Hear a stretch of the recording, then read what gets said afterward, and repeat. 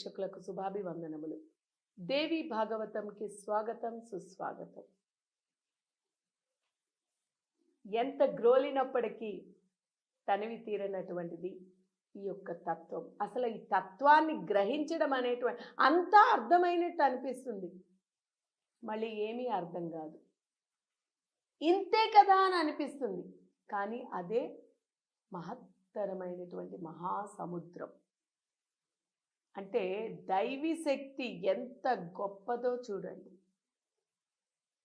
ఈ యొక్క పురాణాలు, వేదాలు, ఇతిహాసాలు, ఉపనిషత్తులు ఇవన్నీ కూడా రాసినటువంటివి, ధర్మశాస్త్రాలు ఇవన్నీ కూడా రాసినటువంటి వారు అన్నీ కూడా సగుణుల రచయిలే. అంటే ఇది రాసింది ఎవరండి? సగుణులు.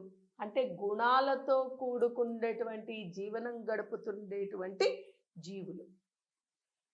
ఇక ఈ జీవులు రాసినటువంటిది గుణాలతో కూడుకుని ఉన్నటువంటి వారు,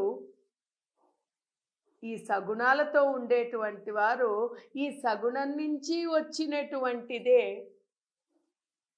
కాబట్టి దీనినే వింటూ ఉంటున్నాం. కాబట్టి ఈ సగుణం నుంచే ఇది ఆవిర్భవిస్తోంది. కాబట్టి మనకి నిర్గుణం అనేటువంటిది తెలియడం లేదు. నిర్గుణం ఎక్కడి నుంచి వస్తుంది? ఇంకా ఇందులో అన్నిటిలోని పురాణ, ఇతిహాస ప్రతి ఒక్కటి కూడా రాసినటువంటిది సగుణులే. ఎప్పుడైతే సగుణులు రాశారో ఇందులోనే పడి ఉంటుంది తప్ప సగుణులకే రాస్తారు తప్ప నిర్గుణత్వం ఏం అర్థమవుతుంది, ఏం తెలుస్తుంది చెప్పండి? ఇది కేవలం సాధన ద్వారా మాత్రమే, ఎవరికి వారు. అందుకనే పెద్దలు చెప్పారు, నిన్ను నీవు ఉద్ధరించుకోవాలి అంటే ఇందులో ఎవరి ప్రమేయము ఏది ఉండద్దు.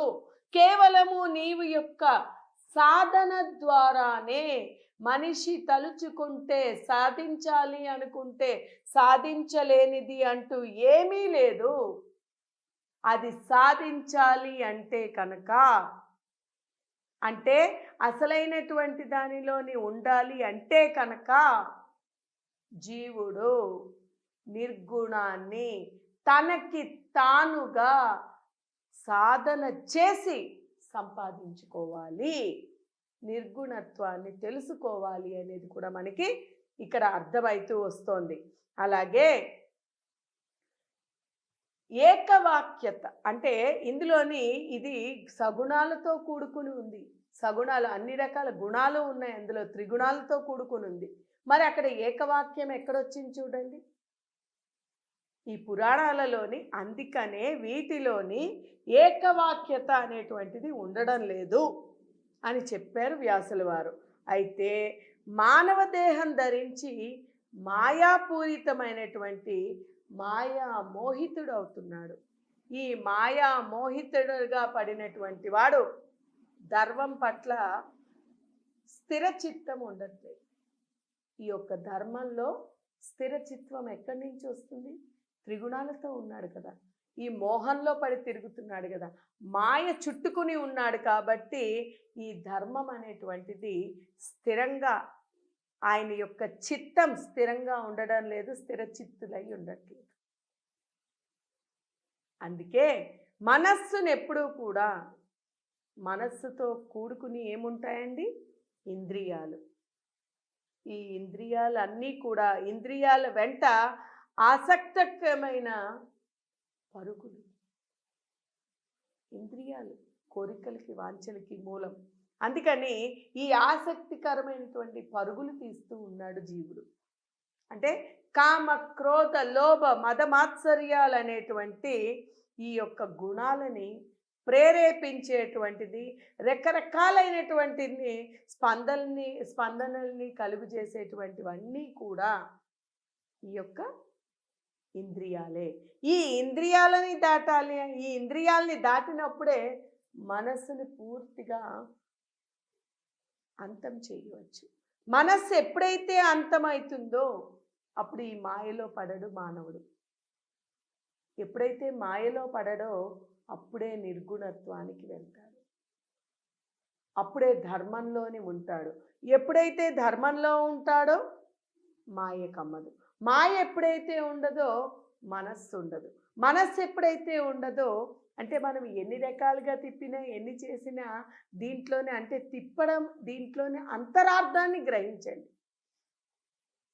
మనస్సు ఎప్పుడైతే అసలు లేదో, ఎప్పుడైతే మనస్సు అనేటువంటిది లేదో అక్కడ ఇంద్రియాలు లేవు.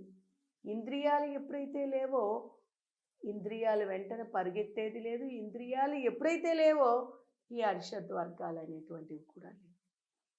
అప్పుడు జీవుడు జ్ఞానముతోని ఇదంతటిని ఛేదించాలి. కాబట్టి అప్పుడు జీవుడు ఉద్ధరింపబడతాడు, ధర్మ మార్గంలోనే ఉండేటట్టు అవుతుంది. అయితే ఇంద్రియాలు కోరుకున్నదంతా కూడా తీరాలి అంటే మాయల్లో పడి తీరే తప్పదు. అందువల్ల ఈ మాయని తప్పించుకుని అందరూ కూడా ధర్మాన్ని పట్టుకొని ఉండాలి అని వ్యాసుల వారు చెప్పారు.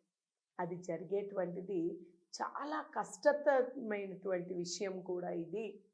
దీన్ని దాటడం అంత సులువైనటువంటిది కాదు. ఎందుకంటే ఒకదానితో ఒకటి కనెక్ట్ అయి ఉంది. ఇక్కడ ఒకదానితో ఒకటి మిళితమై ఉందన్నమాట.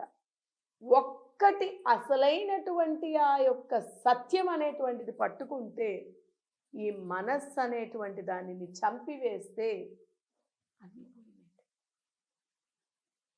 ఆ ఒక్కటి మర్చిపోయి జ్ఞానాన్ని మరచి తనని తాను దైవత్వాన్ని మరచి తనని తాను ఈ మాయలో పడి చిక్కుకొని మానవుడు ఎన్నో అనర్థాలు ఎన్నెన్నో కర్మలు కొని తెచ్చుకొని మళ్ళీ ఈ మానవ కూపంలోని పడి అంటే ఈ యొక్క జన్మలలో పడి